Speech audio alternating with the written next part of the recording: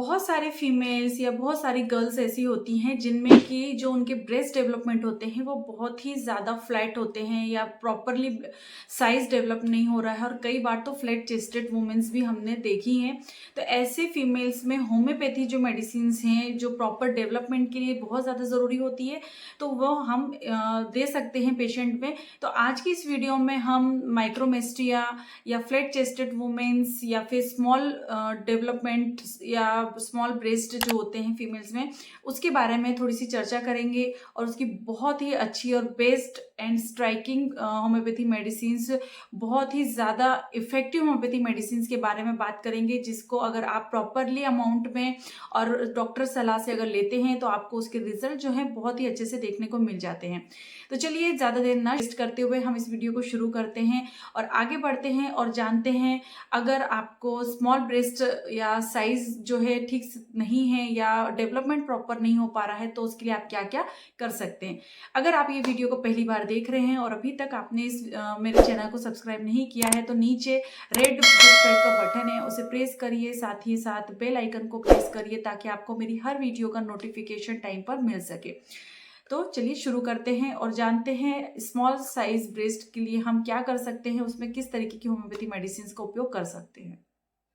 कई बार ऐसा होता है कि जो वुमेन्स होती हैं उसमें उनके जो ब्रेस्ट साइज होते हैं वो प्रॉपरली डेवलप नहीं होते हैं और प्यूबर्टी के टाइम से ही उनके जो डेवलपमेंट्स हैं वो प्रॉपरली नहीं होते हैं और उनकी जो चेस्ट एरिया है वो फ्लैट रह जाता है। तो हम ऐसे वुमेन्स को कहते हैं फ्लैट चेस्टेड वुमेन्स, जहाँ पर उनके जो निपल्स होते हैं वो प्रॉपरली एलिवेटेड होते हैं, वहाँ पर आपको थोड़ा सा स्वेलिंग टाइप का नजर आता है, लेकिन वहाँ पर ब्रेस्ट टिश्यूज जो होते हैं वहाँ पर उसकी लेकिंग होती है, प्रॉपर डेवलपमेंट नहीं होता है। तो टिपिकली फ्लैट चेस्टेड जो गर्ल्स होती हैं उनमें प्रॉपर तरीके से नॉर्मली जैसे अदर गर्ल्स में मेंस्ट्रुएशंस होते हैं वो होते हैं, प्यूबिक हेयर्स जो होते हैं वो भी प्रॉपरली उनके डेवलपमेंट होते हैं, मेंस्ट्रुएशंस भी उनके प्रॉपरली होते हैं, बस वहाँ पर उनके जो फैट टिश्यूज हैं या कनेक्टिव टिश्यूज हैं अराउंड दी ब्रेस्ट या चेस्ट एरिया, वहाँ पर उनकी जो है डेवलपमेंट प्रॉपरली नहीं देखने को मिलती है। ऐसे इसमें फॉर सम रीजंस जो उनके ब्रेस्ट साइज हैं वो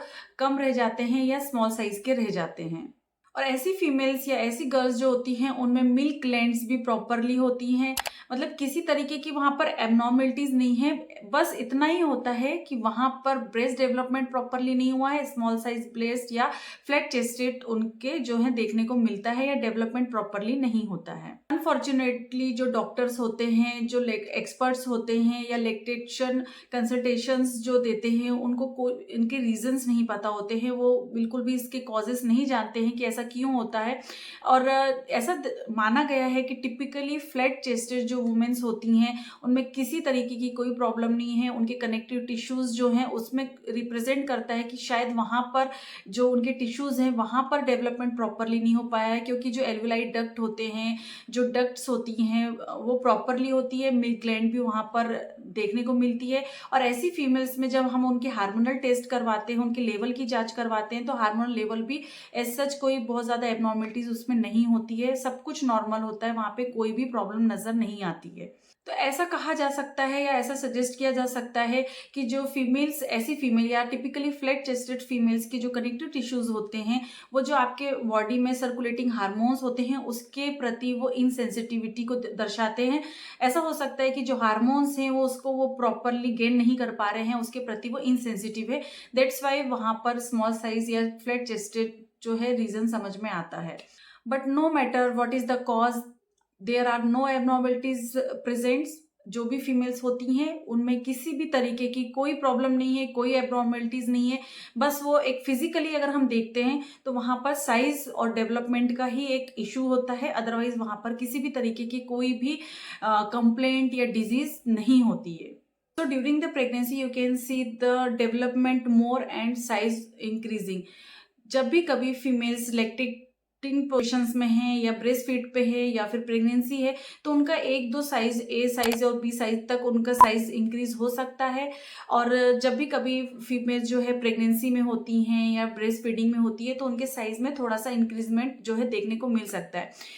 तो अब हम ये देख पा रहे हैं कि जैसे कि मैंने पहले भी बताया कि जो फ्लैट चेस्टेड मूवमेंट्स होती है, they are not abnormal at all in any sense. They breast are functionally proper and normal. They can breast feed, they can produce the milk also. आगे बढ़ते हैं और जानते हैं होम्योपैथी मेडिसिन के बारे में। तो इसमें हम 2 तरीके की मेडिसिन दे सकते हैं। सबसे पहले होम्योपैथी मेडिसिन है ओनोस्मोडियम, और ये ब्रेस्ट डेवलपमेंट के लिए बहुत अच्छी होम्योपैथी मेडिसिन है। इसे 1 mg पोटेंसी में लेना है और इसे आपको 15 दिन में सिर्फ 1 बार लेना है, यानी महीने में सिर्फ 2 बार लेना है। 2 बूंद डायरेक्ट टंग पे आपको सुबह सुबह खाली पेट ले लेना है। जब भी कभी आपके स्मॉल साइज ब्रेस्ट हैं और उसमें अगर आपके इन्फेंटाइल ओवरीज और यूट्रस है प्रॉपर डेवलपमेंट नहीं हुआ है, अगर मेंसेस टू अर्ली है या टू स्कैंटी है या बहुत लेट मेंसेस अगर आते हैं, ब्रेस्ट जो होते हैं आपके वहाँ पर एकिंग पेन हो रहा है, निपल्स में आपको ईचिंग जैसे महसूस होते हैं, तो ये कुछ सिम्टम्स होते हैं जहाँ पर आप इस मेडिसिन का उपयोग कर सकते हैं। सेक्सुअल डिजायर कंप्लीटली डिस्ट्रॉयड होती है ऐसे पेशेंट में, एंड उनके जो यूटेराइन रीजन होता है वहाँ पे उन्हें काफ़ी ज़्यादा सोरनेस होती है। तो इस तरीके के सिम्टम में आप ये मेडिसिन दे सकते हैं और लगातार आपको 3 महीने से तो 6 महीने तक इस मेडिसिन का उपयोग करना है। सेकेंड होम्योपैथी मेडिसिन है वो है सेबर सेरुलेटा, और इसे आपको 30 पावर में यूज करना है। ब्रेस्ट डेवलपमेंट या फिर स्मॉल साइज ब्रेस्ट में ये मेडिसिन जो है बहुत अच्छे तरीके से एक्ट करती है। सेबर सेरुलेटा अनदर मेडिसिन है जो अनडेवलप्ड ब्रेस्ट साइज के लिए बहुत ज़्यादा उपयोगी होती है। इसमें पेशेंट जो होता है इसमें बिल्कुल भी सेक्सुअल डिजायर नहीं होती है, बहुत ज़्यादा एवर्जन होता है पेशेंट में, या परवर्टेड सेक्सुअल डिजायर्स या इंक्लिनेशन पेशेंट में देखने को मिलता है। साथ ही साथ इसमें जो फीमेल्स होती हैं उनके यूट्रस और ओवरीज में भी कहीं ना कहीं पर डेवलपमेंट या फिर इन्फेंटाइल यूट्रस और ओवरीज जो है देखने को मिल जाती है। तो सप्रेस्ड सेक्सुअल डिजायर के साथ परवर्टेड सेक्सुअल इंक्लिनेशन अगर है तो ये मेडिसिन बहुत अच्छे तरीके से फीमेल्स में काम करती है।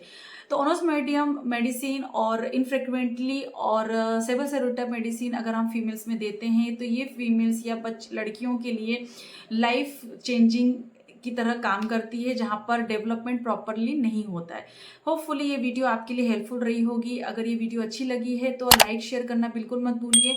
हाँ, सेबर सेरुलेटा मेडिसिन की जो डोजेस है उसे 30 पावर में लेना है, 2 बूंद डायरेक्ट टंग में लेना है और आपको दिन में इसका 3 बार सेवन करना है, खाना खाने से आधे घंटे पहले और खाना खाने के आधे घंटे बाद।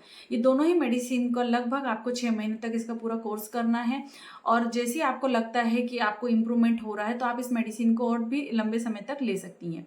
होपफुली ये वीडियो आपके लिए हेल्पफुल होगी। अगर वीडियो अच्छी लगी है तो लाइक करिए, शेयर करिए, चैनल को सब्सक्राइब करिए, और इसी तरह नॉलेजेबल वीडियोस के साथ में हम आते रहते हैं। इसके बाद मिलेंगे हम नेक्स्ट वीडियो में। तब तक के लिए बाय बाय, अपना ध्यान रखें, खुश रहें, धन्यवाद।